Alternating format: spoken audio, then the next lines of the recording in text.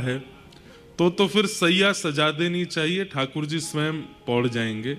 और उसमें भाव यही रखना चाहिए कि सैया मतलब सामने बिस्तर करके उस पर इत्र लगा के फिर नेत्र बंद कर लो, और नेत्र बंद करके ठाकुर जी स्वयं उतर के आए हैं, पौड़ गए हैं, हम चरण दबा रहे हैं, और सैया जी की ही सेवा कर दो और ठाकुर जी का शयन हो गया, आप बाहर चले जाओ। बड़े बड़े मंदिरों में ऐसे होता है। पर अगर आपके ठाकुर जी स्वरूप छोटा ही है, ज्यादा बड़े स्वरूप में नहीं विराज रहे, आप सहज ही उनको अपने स्थान से उठा लेते हैं, तो आपको सैया पर स्वयं सुलाने चाहिए, स्वयं उनको पधराना चाहिए, उनके वस्त्र हल्के करने चाहिए, अपने हाथ से उनको।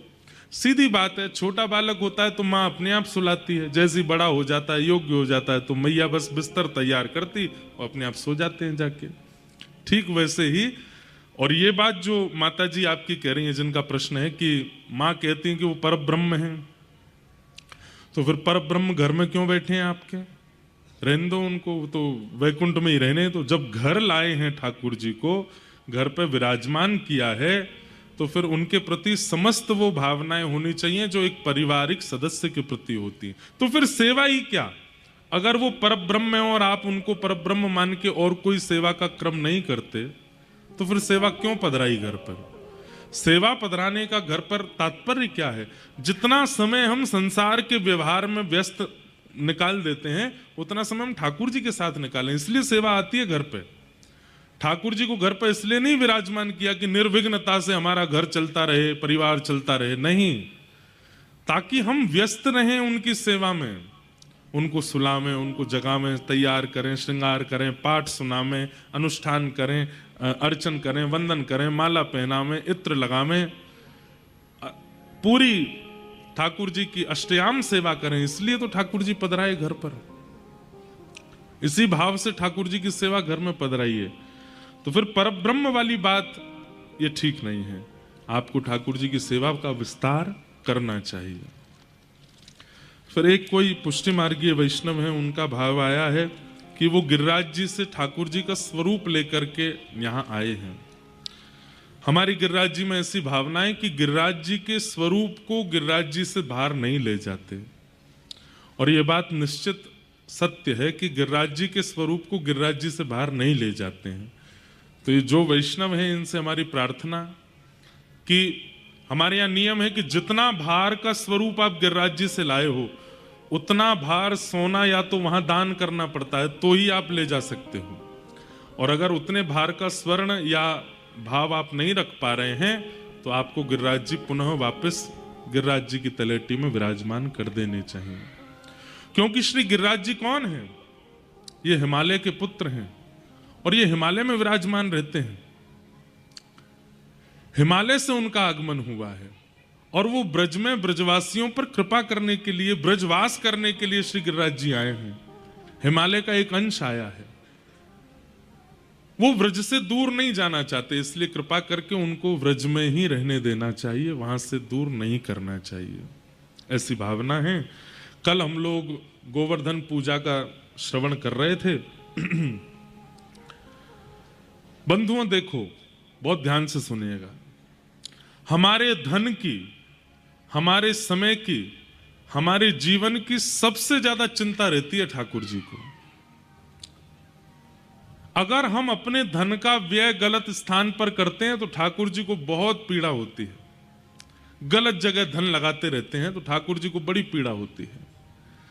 इसलिए कभी भी अपने धन का व्यय गलत स्थान पर नहीं करना चाहिए। सब लोग इधर देखो, यहां देखो भाई, केवल इंसानों को कथा सुनने का अधिकार नहीं है, प्रेत आत्माएं भी आ सकती हैं, तो उनको आने दो, सुनने दो कथा।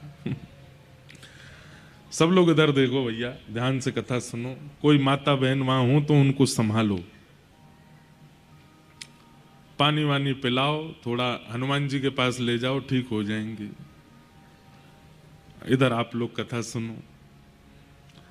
उनको शायद ये लगा होगा कि बागेश्वर वाले महाराज जी कथा कर रहे हैं।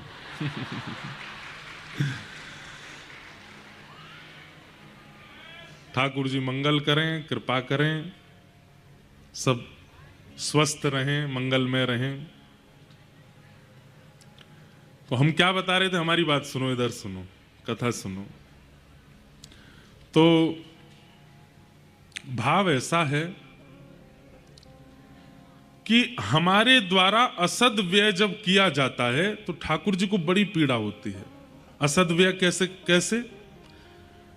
ठाकुर जी को तो पूछते नहीं, ठाकुर जी को तो वंदन करते नहीं, पर जगह जगह छोटे छोटे क्रियाओं में अपने पैसे खर्च करते हैं। यहां पर ये करवाने से घर में ऐसा हो जाएगा, यहां ये करने से ऐसा हो जाएगा, इनको भी पूज आओ, उनसे ऐसा हो जाएगा, उनको भी पूज लो, ऐसा हो जाएगा। प्रणाम सबको करो, वंदन सबको करो, सिर सबके सामने झुकाओ, पर हृदय में स्थान एक को ही दीजिए। हृदय में एक के अलावा किसी अन्य का प्रवेश नहीं होना चाहिए। ब्रजवासियों को ठाकुर जी प्राप्त हैं, साक्षात ठाकुर जी आ गए उनके पास, फिर भी ब्रजवासी इंद्र की पूजा करते हैं। ठाकुर जी को यह बात प्रिय नहीं लगती, शोभा नहीं देती। ठाकुर जी कहते हैं जब साक्षात परमात्मा तुम्हारे पास आ गए तो तुम कहां इधर उधर भटक रहे हो। इसलिए ठाकुर जी ने श्री गिरिराज जी की शरण ग्रहण करवाई, क्योंकि हमारे द्वारा किया गया धन का असद व्यय ठाकुर जी को प्रिय नहीं लगता, समय का असद प्रयोग ठाकुर जी को प्रिय नहीं लगता। इसलिए हमारी प्रार्थना सब जगह मत जाया कीजिए, अपने इष्ट निर्धारित कीजिए और उन इष्ट पर पूर्ण विश्वास कीजिए और उन इष्ट को सर्वांगीण मान करके उनको वंदन करते रहो। अब इसमें एक प्रश्न आता है कि कई लोग महादेव के उपासक रहे, पर आजकल पता नहीं क्या हुआ, कथाएं सुन के या किसी भाव से अब उनके जीवन में कृष्ण भक्ति आ गई, तो उनको ऐसा लगता है कि हमने अपने इष्ट के प्रति द्रोह किया कि पहले महादेव की पूजा की, अब हम ठाकुर जी के प्रति आ गए। पंच देवों के नाम सुन लीजिए, गणेश जी और गणेश जी के जितने भी स्वरूप हैं वो, महादेव और महादेव के जितने भी रुद्र स्वरूप हैं वो, उनमें हनुमान जी भी आते हैं, सूर्य और सूर्य के जितने भी प्रकार हैं वे, वैष्णो देवी, योग माया और उनके जितने भी स्वरूप हैं वो, और नारायण। इन पंच के अलावा जो भी हैं वो सब देव स्वरूप हैं। उनको आप वंदन कर सकते हो, उनको आप प्रणाम कर सकते हो, पर अपने इष्ट स्वरूप में विराजमान चित्त में नहीं कर सकते। अब आप इंद्र की पूजा करते हैं, वरुण की पूजा करते हैं, आप सूर्य की पूजा, चंद्रमा की पूजा करते हैं, आप अन्य अन्य पूजा सबकी कर सकते हैं, पर चित्त में इष्ट एक ही होने चाहिए और वो इष्ट निर्धारित होने चाहिए, उन पर पूर्ण विश्वास होना चाहिए। यदि आप हर महीने अपने इष्ट बदलते रहते हैं तो कहीं ना कहीं उसका दोष आएगा जीवन में। अब रही बात इन पांचों की, तो इन पांचों का वंदन समान माना जाता है। अब आप महादेव के उपासक हैं, आप नारायण के उपासक हैं, आप सूर्य के उपासक हैं, आप गणपति के उपासक हैं, आप देवी के, तो इसमें कोई दोष नहीं है। आप महादेव की जगह कभी ठाकुर जी को अगर वंदन कर लेंगे तो महादेव नाराज नहीं होंगे बल्कि प्रसन्न होंगे। शिव द्रोही मम दास कहावा, सो नर सपने हूं मोहे न पावा। प्रभु श्री राम कहते हैं कोई शिव से द्रोह करता है और मेरी पूजा करता है, वो स्वप्न में भी मेरा दर्शन नहीं कर पाएगा, लेकिन शिव से भी उतनी प्रीति करता है, मुझसे भी उतनी प्रीति करता है, निश्चित है मैं उससे सदा प्रसन्न रहता हूं। इसलिए कई बार शंकर जी की आराधना करने वालों को वृंदावन कृष्ण प्रिय लगने लग जाते हैं। ये तो शंकर जी का वरदान है, महादेव प्रसन्न होते हैं तब वृंदावन की भक्ति प्रदान करते हैं, इसलिए उसमें दोष बुद्धि मत रखो।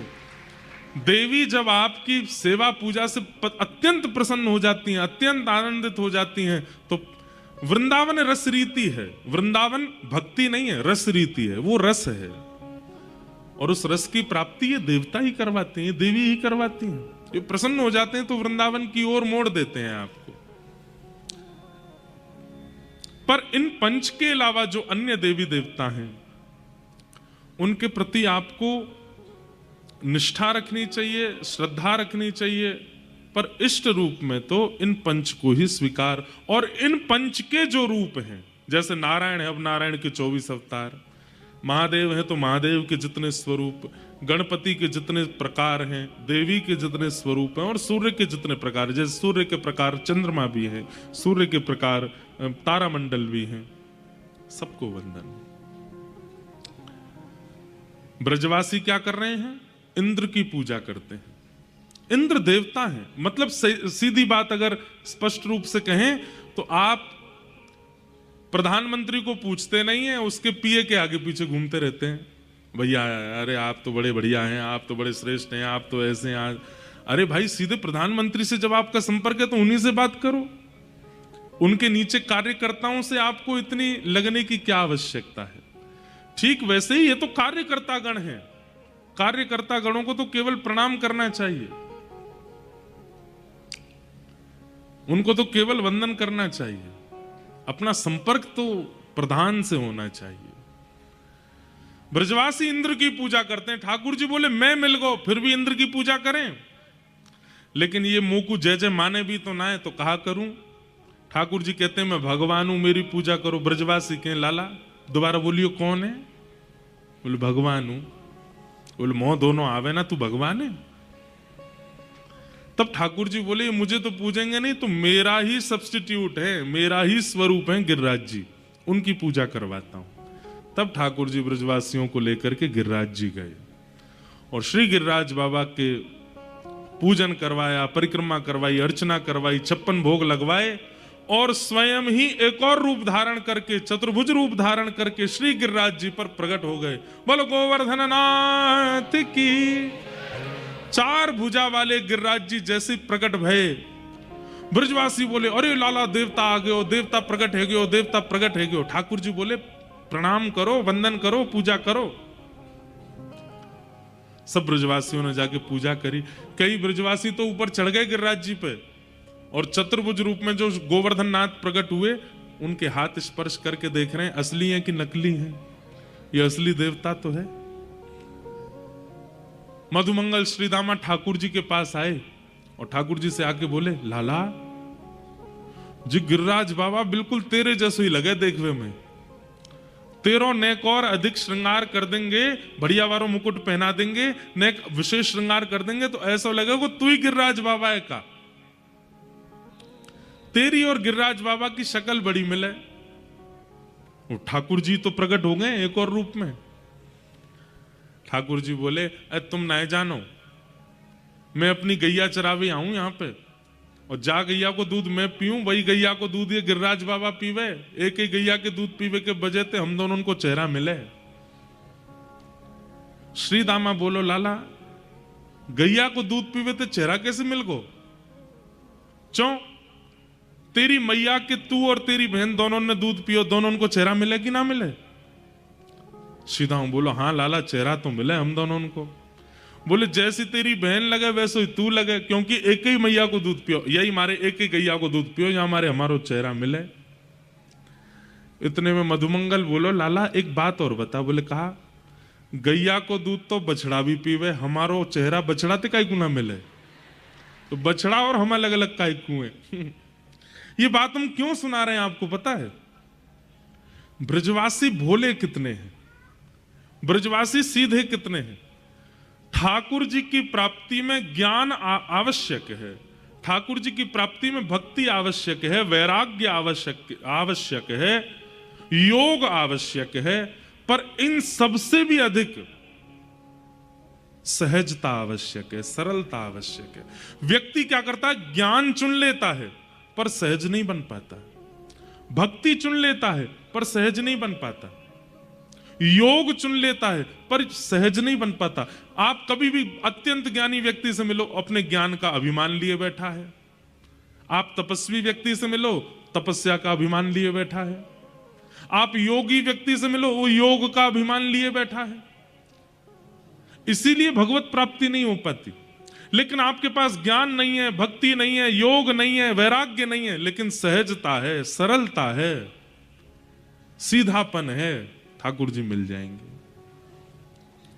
सीधी बात, घर आए मेहमान को सब्जियां परोस दी, घर आए मेहमान को दाल परोस दी, घर आए मेहमान को मिष्ठान दे दिया, लेकिन रोटी नहीं परोसी, पेट कैसे भरेगा उसका?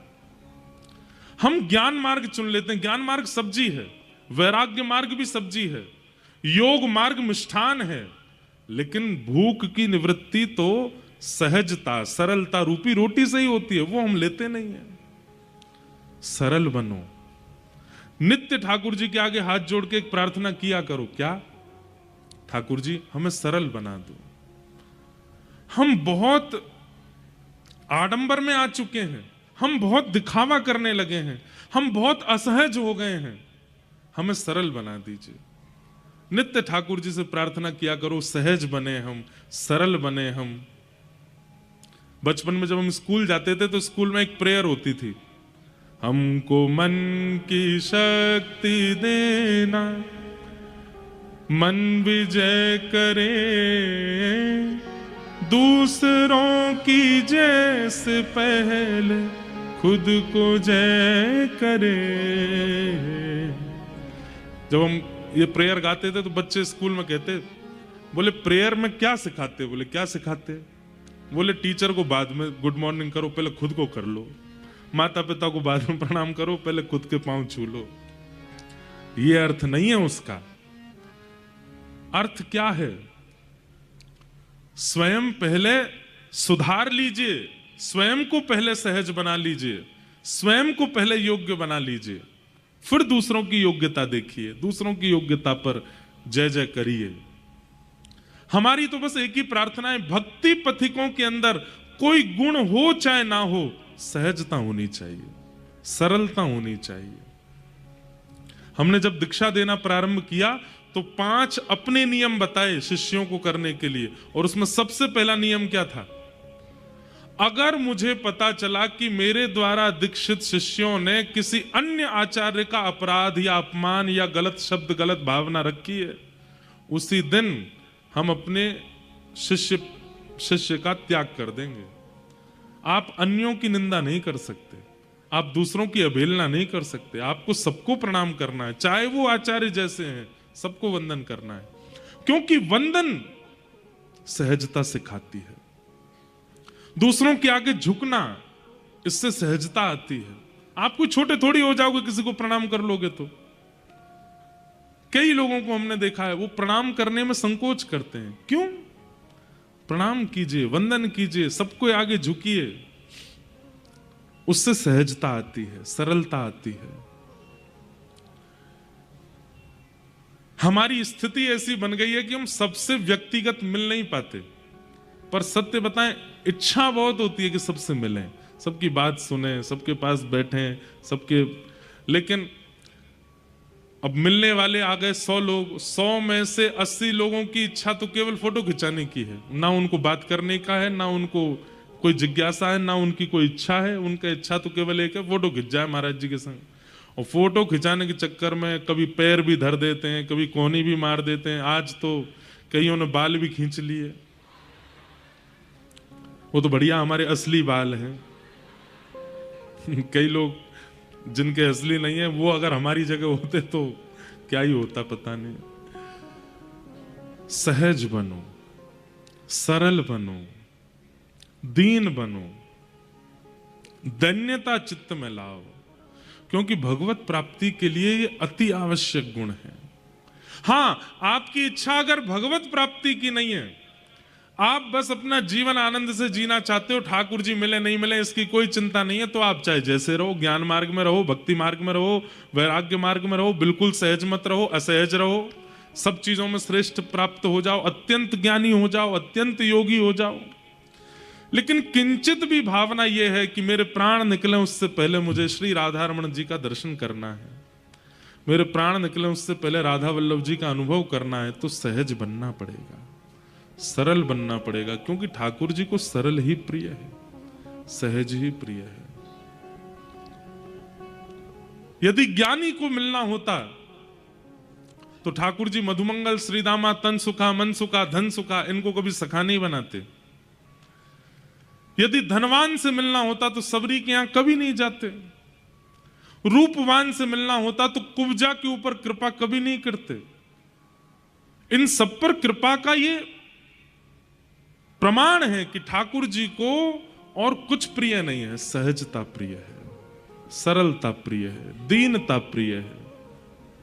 इसलिए दीन बनो और नित्य ठाकुर जी से प्रार्थना करो कि हमें दीन बनाओ, हमें सरल बनाओ, हमें सहज बनाओ। ब्रजवासी बड़े सीधे हैं। अब हम आप सब लोग होते और हमारे सामने अगर ठाकुर जी चार भुजा धारण करके प्रकट हो गए होते, हम इतने चतुर हैं, हम पहचान जाते कि ठाकुर जी ही प्रकट हुए हैं। पर ब्रजवासी इतने भोले हैं, ठाकुर जी तो कह रहे हैं लाला देवता प्रकट हुए, तेरे जैसो ही दिख रहा है। और ठाकुर जी भी सरलता में कह रहे हैं एक एक गैया को दूध पियो या हमारे चेहरा मिल लो। तो ब्रजवासी मान भी गए। सरलता।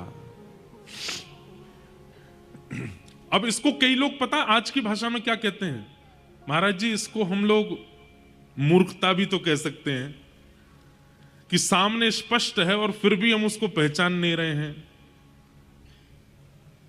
मूर्खता अलग होती है, सहजता और सरलता को आप इस शब्द से मत जोड़िएगा। कबीरदास, उनकी पत्नी का नाम संभवतः जिझाई नाम था उनकी पत्नी का। कबीरदास सूर्य के प्रकाश में बैठे बैठे अपनी पत्नी से कह रहे हैं अरे सुनो। पत्नी बोली क्या? मुझे सुई में धागा डालना है, दिख नहीं रहा है, थोड़ा दिया लेके आना। दोपहर में 12 बजे सूर्य निकला है, धूप में बैठे हैं और अपनी पत्नी से कह रहे हैं दिया लेके आना, तो दिए के प्रकाश में देखूंगा कि सुई में धागा कैसे जाए। अरे इतना बड़ा प्रकाश है फिर भी तुम दिया मांग रहे हो। लेकिन आश्चर्य की बात, उन्होंने दिया मांगा और पत्नी दिया ले भी आई। क्यों? सरल है, सहज है, अपने पति की बात पर इतना भरोसा और इतना विश्वास है। कबीरदास किसी को दिखा रहे थे कि देखो मेरी पत्नी कैसी, सूर्य का प्रकाश है, मैं दिया मांगूंगा ले आएगी, पूछेगी नहीं कि दिया क्यों चाहिए। ऐसी सरलता सहजता हम में नहीं। हमारा दिमाग इतना चतुर बन चुका है कि हम ठाकुर जी प्रकट हो भी गए तो उनका भी रियलिटी चेक कर लेंगे एक बार, ये है भी कि नहीं। हम इतने खतरनाक चतुर बन चुके हैं। चतुर शिरोमणि है, चतुर भी नहीं है। इसलिए ठाकुर जी मिल नहीं रहे हमको। सहज बनो, सरल बनो। और एक और बात सुनो, हम आपको व्यास मंच से बोल रहे हैं, हमारी जिम्मेवारी बन जाती है इसलिए बोल रहे हैं। अगर कोई आप इस बात को सुनकर के अपने बगल वाले से कहे भैया बात सुन लो लेकिन सहज बनना नहीं, सरलता का जमाना नहीं है, संसार बहुत खतरनाक है, यहां चतुर बन के रहना ही पड़ेगा। हमारी बात मान करके अगर आपने सहजता और सरलता अपने जीवन में ला दी तो संसार की चतुराई से आपको अपने आप बचाने की आवश्यकता नहीं, ठाकुर जी बचाएंगे आपको। एक स्वाभाविक बात है, मां को पता है मेरे 2 बेटे, एक विद्वान है, एक जानकार है, चतुर है, और एक बहुत सीधा है। तो मां जब भी घर से बाहर जाएगी पढ़े लिखे को नहीं लेके जाती, चतुर को छोड़ जाती है, बोले ये अपने आप ध्यान खुद रख लेगा, ये जो है ये बहुत सीधा है, इसको मुझे संग ही लेके जाना पड़ेगा। ऐसे ही पिता मां है, उन्हें जब संसार में व्यक्ति दिखता है कि खूब चतुर है, खूब बुद्धि लगा लेता है, सब जगह से बचना निकलना जानता है, ठाकुर जी कहते हैं ये जी लेगा, अपनी जिंदगी अपने आप कर लेगा निर्माण। लेकिन जब ठाकुर जी को पता चलता है अत्यंत सरल है, अत्यंत सहज है, इसको कोई भी पागल बना जाता है, इसके सामने कोई कुछ भी बोल जाता है, तो ठाकुर जी फिर उसका ध्यान रखते हैं, भाई इसका ध्यान तो मुझे रखना पड़ेगा। सरल बन के तो देखिए एक बार, उद्देश्य उसके पीछे ये रखना कि ठाकुर जी को सरलता प्रिय, इसलिए मुझे सरल बनना है, सहज बनना है। फिर देखिए संसार चतुराई प्रकट करेगा पर ठाकुर जी आपको बचा लेंगे, ठाकुर जी आपकी रक्षा कर लेंगे। सरल बनो। ब्रजवासियों में सरलता है, सहजता है। अभी तो आगे देखना कैसी सरलता। जैसे इंद्र को पता चला कि मेरी पूजा बंद कर दी ब्रजवासियों ने, सांबर तक मेघमालाओं को आज्ञा कर दी जाके ब्रजमंडल पर इतनी वर्षा करो कि पूरा ब्रजमंडल डूब जाए।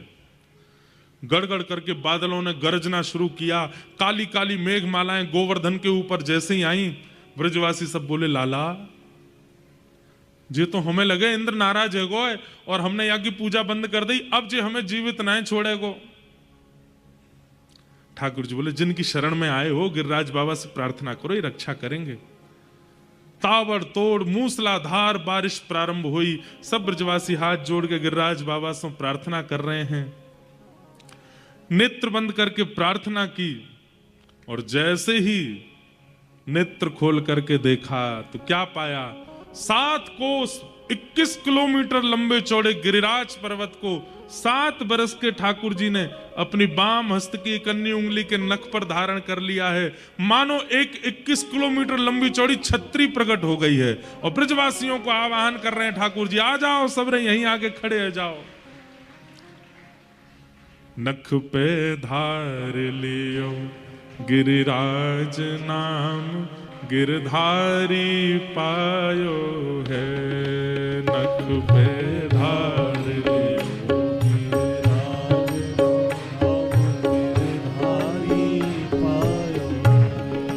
नख पे धार लियो गिरिराज नाम, गिरधारी पायो है। गाइए। नख पे धार लियो गिरिराज नाम, गिरधारी पायो है। हमारे ब्रज का रसिया है, जैसे आपके बुंदेलखंड में भी कुछ गाते हैं, सब जगह की प्रसिद्ध गायन की एक शैली होती है।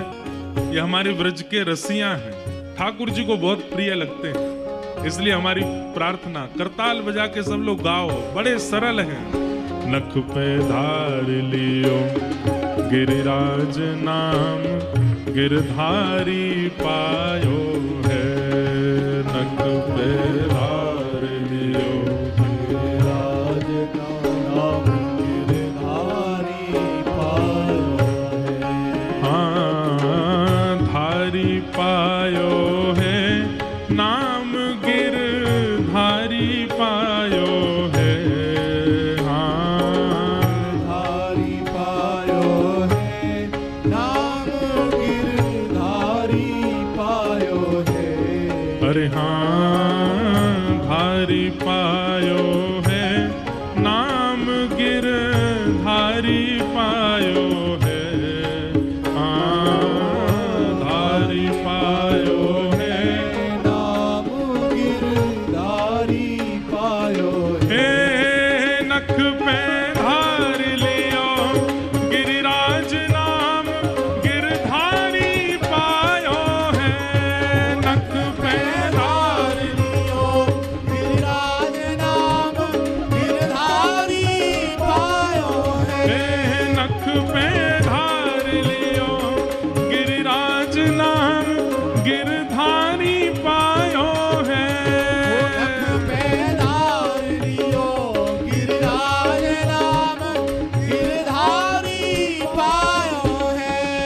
सुनिएगा।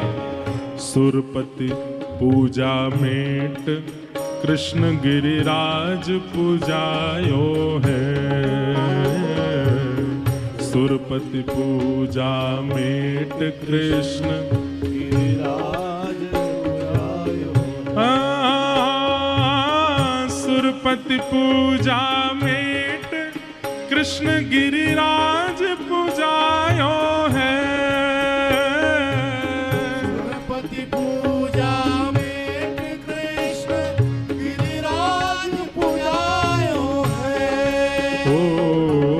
सवा लाख मण सामग्री को भोग लगायो है।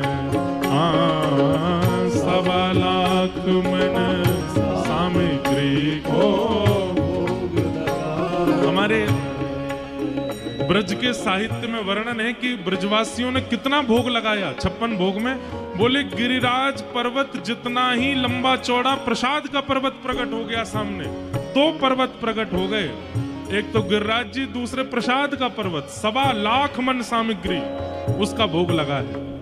हाँ, 1.25 लाख मन सामग्री को भोग लगायो है। ओ 1.25 लाख मन सामग्री को भोग लगायो। हे नख पे धार लियो गिरिराज नाम, गिरधारी पायो है। नख पे धार लियो गिरिराज नाम, गिरधारी पायो। नख पे धार लियो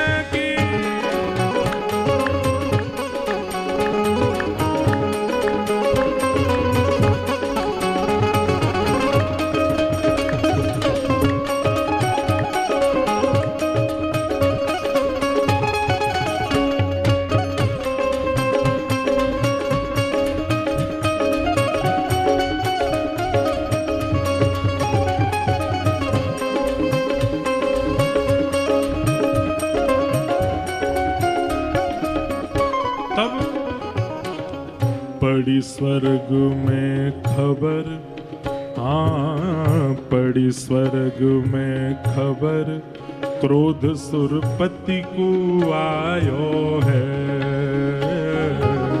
पड़ी स्वर्ग में खबर, क्रोध सुरपति को आयो है। हाँ पड़ी स्वर्ग में खबर, क्रोध सुरपति को आयो है।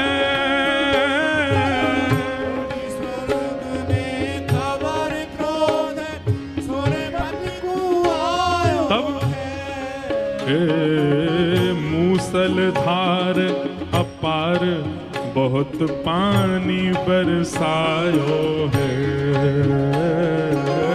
मूसलधार अपार बहुत पानी बरसायो है। मूसलधार अपार बहुत पानी बरसायो है।